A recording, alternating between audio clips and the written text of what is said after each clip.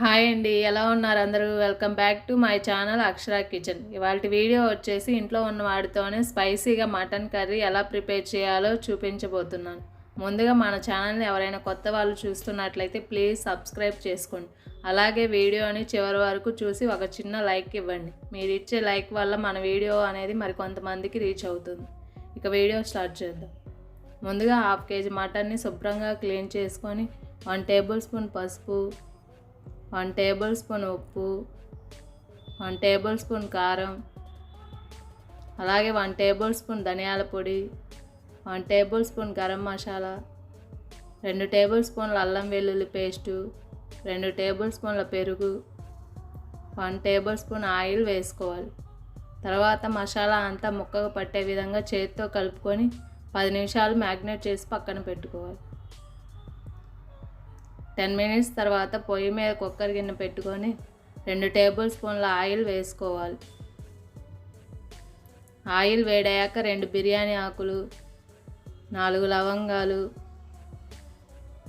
1 inch దాల్చిన చెక్క, 5-6 మిరియాలు, 1 టేబుల్ స్పూన్ జీలకర్ర, 2 కరివేపాకు రెమ్మలు, కట్ చేసి పెట్టుకున్న ఉల్లిపాయ, 2 పచ్చిమిర్చిని చిన్నగా కట్ చేసుకోవాలి. 1 టీ స్పూన్ పసుపు వేసుకొని 2 నిమిషాల పాటు ఉల్లిపాయని మగ్గనివ్వాలి.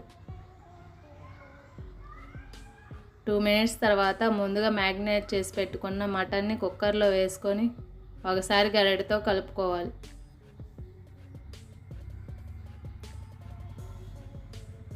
కుక్కర్ మూత క్లోజ్ చేసుకొని 5-6 విజిల్లు రానివ్వాలి.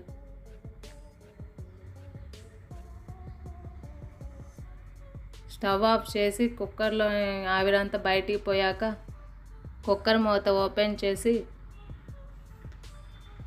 మటన్ ముక్క ఉడికిందో లేదో చెక్ చేసుకొని స్టవ్ ఆన్ చేసుకోవాలి. తర్వాత 1 గ్లాస్ వాటర్ యాడ్ చేసుకోవాలి. మీ టేస్ట్కి సరిపడా ఉప్పుని కారాన్ని అడ్జస్ట్ చేసుకోవాలి. ఒకసారి గరిటెతో కలుపుకొని మరో 5-6 నిమిషాల పాటు ఉడకనివ్వాలి.